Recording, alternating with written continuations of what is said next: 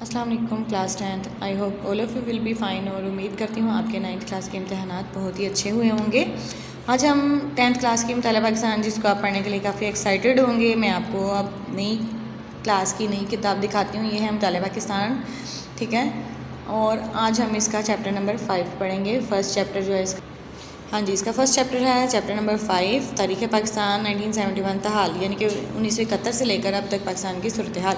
اب اس میں دیکھیں گے ہم سب سے پہلے ذوالفقار علی بھٹو کا دور حکومت آ جاتا ہے سب سے پہلے، کیونکہ 1971 تک کی جو مشرقی پاکستان کی علیحدگی تک کا دور جو ہے وہ آپ 9th کلاس میں پڑھ چکے ہیں۔ جیسا کہ آپ جانتے ہیں کہ 1971 میں پاکستان کا ایک اٹوٹ انگ بنگلہ دیش جو ہے وہ پاکستان سے، مشرقی پاکستان سے علیحدہ ہوا تھا، اور بنگلہ دیش کے نام سے پوری دنیا پر ایک نیا ملک نمودار ہوا تھا، ٹھیک ہے۔ جنرل یحییٰ خان نے 20 دسمبر 1971 کو سب سے پہلے جو ہے اقتدار ذوالفقار علی بھٹو جو کہ پاکستان پیپلز پارٹی کے چیئرمین تھے ان کو دے دیا، اور انہوں نے جیسے ہی ملک سنبھالا تو انہوں نے سب سے پہلے پاکستان کی تعمیر نو کا کام شروع کیا۔ پاکستان کی قوم جو تھی وہ کافی نا امید تھی اور ان کے حوصلے کافی کم تھے، تو انہوں نے ان کو حوصلہ دیا، ان کی مایوسی کو جو ہے وہ ختم کیا اور ملک کی بہتری کے لیے کئی اقدامات کیے۔ 21 اپریل 1972 کو ملک میں مارشل لاء کا خاتمہ کر دیا گیا، یعنی کہ مارشل لاء ختم کر دیا گیا اور عبوری آئین چلایا گیا، اور عبوری آئین کے ساتھ ساتھ ملک میں ضرورت محسوس کی گئی کہ نیا آئین بنایا جائے۔ تو اس کام کو کرنے کے لیے نئی آئینی جو ہے وہ کمیٹی، دستور ساز کمیٹی بنائے گی، جس کے افراد کی تعداد 25 تھی۔ جی، صورتحال یہ ہے کہ آپ کے جو ذوالفقار علی بھٹو ہیں انہوں نے اصلاحات کرنے کے ساتھ ساتھ صنعتی اصلاحات بھی کی تھیں، یعنی کہ صنعتوں میں جو کام کرنے والے مزدور ہوتے ہیں ان کے حالات کو بہتر بنانے کے لیے انہوں نے بہترین ماحول فراہم کیا تاکہ ملک کی معیشت کو بہتر بنایا جا سکے۔ ملک میں صنعتوں کا اضافہ کرنے کے لیے مزدوروں کو سہولتیں دی جائیں گی۔ ظاہر سی بات ہے، مزدور جو کام کرتے ہیں ان صنعتوں میں وہ خوشحال ہوگا تو ہی صنعتیں مزید ترقی کر سکیں گی۔ تو صنعتوں کے منافع میں مزدوروں کا انہوں نے حصہ بڑھایا۔ اس کے علاوہ ملازمین کے لیے بونس ادا کرنے کے لیے انہوں نے کہا کہ ملازمین کو بونس دیے جائیں، صحت کی سہولتیں دی جائیں، مزدوروں کو اگر زخمی ہو جاتے ہیں یا حادثہ ہو جاتا ہے تو اس صورت میں ان کو معاوضہ دیا جائے، ان کی گروپ انشورنس کرائی جائے، ان کی سوشل سیکیورٹی کا بھی نظام بہتر بنایا جائے، ٹھیک ہے۔ اس کے علاوہ انہوں نے مختلف اداروں کو تحویل میں لیا، جیسے کہ اسٹیٹ بینک ہے، انشورنس کمپنیاں ہیں، مختلف بینک ہیں۔ تو اہم صنعتی اداروں مثلا بینکوں، بیمہ کمپنیوں اور تعلیمی اداروں کو انہوں نے قومی تحویل میں لیا، یعنی کہ حکومت کی تحویل میں لے لیا، اور ملک کی تمام اہم صنعتی بینکوں اور انشورنس کمپنیوں کو بھی انہوں نے قومی تحویل میں لے لیا۔ اس حکمت عملی کا مقصد صرف یہی تھا کہ مالیات کو کنٹرول کیا جائے اور عام آدمی کو اس کا فائدہ پہنچایا جائے۔ اس مقصد کے لیے انہوں نے state life insurance corporation of Pakistan کا ایک آرگنائزیشن قائم کی۔ اب یہاں پر دولت مشترکہ کے حوالے سے بھی آپ کو انفارمیشن ہے۔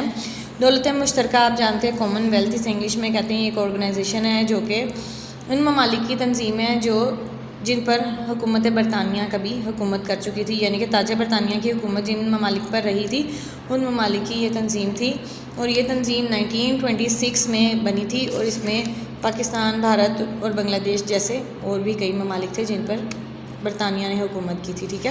اس کے بعد ہم زرعی اصلاحات پڑھتے ہیں۔ زرعی اصلاحات جیسا کہ آپ جانتے ہیں، جیسے زراعت پر بھی جو ہے ذوالفقار علی بھٹو نے کافی توجہ دی تھی، اس کی زمینوں کی ملکیت کے حوالے سے بھی انہوں نے حد مقرر کی تھی۔ ذوالفقار علی بھٹو نے 1972 کو زرعی اصلاحات نافذ کی تھیں۔ سب سے پہلے تو انہوں نے کب نافذ کی تھی؟ مارچ 1972 کو، ٹھیک ہے۔ ان کا مقصد تھا زراعت کو بہتر بنانا اور ملک کی معاشی حالات کو بہتر بنانا، ٹھیک ہے۔ تو اس مقصد کے لیے انہوں نے زرعی پیداوار میں اضافہ کرنا اور ملک کی معیشت کی تعمیر نو، یعنی کہ نئے سرے سے تعمیر کرنا ضروری تھا۔ تو اس طرح یہ کس طرح ممکن تھا؟ یہ اس طرح سے ممکن تھا کہ زرعی زمین جو ہے، زرعی اراضی جو ہے، اس کی ملکیت کی حد مقرر کر دی گئی۔ 150 ایکڑ جو تھی وہ نہری، جبکہ 300 ایکڑ برانی مقرر کی گئی تھی، ٹھیک ہے۔ نہری کیا ہوتا ہے؟ جن سے جو نہری پانی سے سیراب ہو سکے، اور بارانی جو بارش وغیرہ سے یا دوسرے طریقوں سے جنہیں سیراب کیا جاتا تھا، ٹھیک ہے۔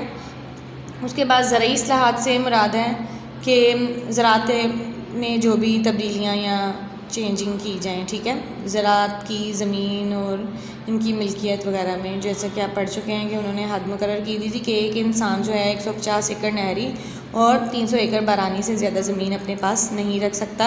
اور اس کے علاوہ جو زیادہ زمینیں تھیں انہوں نے جو ہیں وہ ان سے لے کر مزارع یا جو جن کو زمین سے بے دخل کر دیا گیا تھا ان کو دے دیں. جو کاشتکار لوگ تھے جن کے پاس زمینیں نہیں تھیں ان کو انہوں نے زمینیں بغیر کسی معاوضہ کے دی تھیں. اس سے کیا ہوگا, زمین سے جو ہے وہ مزارعین کی بے دخلی کا انہوں نے سب سے پہلے سلسلہ ختم کیا کہ جو مزارع نکال دیے جاتے تھے زمینوں پر, کاشتکاری کرنے والے کام کرنے والے جو لوگ تھے ان کو اکثر جاگیردار نکال دیا کرتے تھے. تو یہ سلسلہ انہوں نے ختم کیا. جاگیرداروں سے زمینیں لے کر انہوں نے ایسے لوگوں کو دی جو کہ اس پر کاشت کرتے تھے اور ان کو فری آف کاسٹ دے دی. ٹھیک ہے.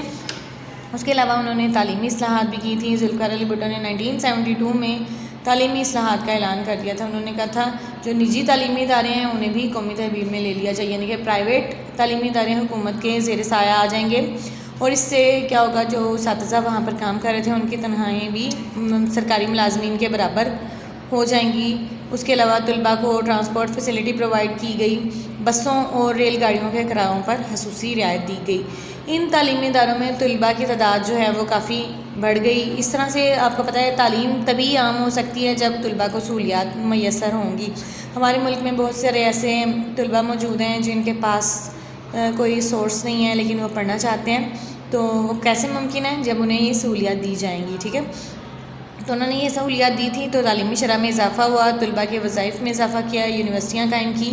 اس کے علاوہ انہوں نے ایک اور کام کیا جو 1974 میں ہوا تھا, جو اسلام آباد علامہ اقبال اوپن یونیورسٹی جو انہوں نے قائم کی تھی. اس کا مقصد اور مطلب یہ تھا کہ گھر بیٹھ کر بھی آپ تعلیم حاصل کر سکتے ہیں خط و کتابت کے ذریعے.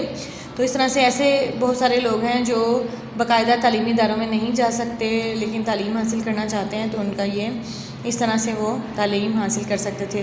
تعلیم یافتہ تعلیم بالغاں کے انہوں نے مراکز قائم کیے تھے. اس کے علاوہ اعلیٰ تعلیم کے حاصل کرنے کے لیے جو ہے انہوں نے کافی اقدامات کیے تھے. اسکولوں اور کالجوں کو اپ گریڈ کیا گیا تھا, یعنی کہ اسکولوں کو کالج کا درجہ دے دیا گیا اور کالج کو یونیورسٹی کا.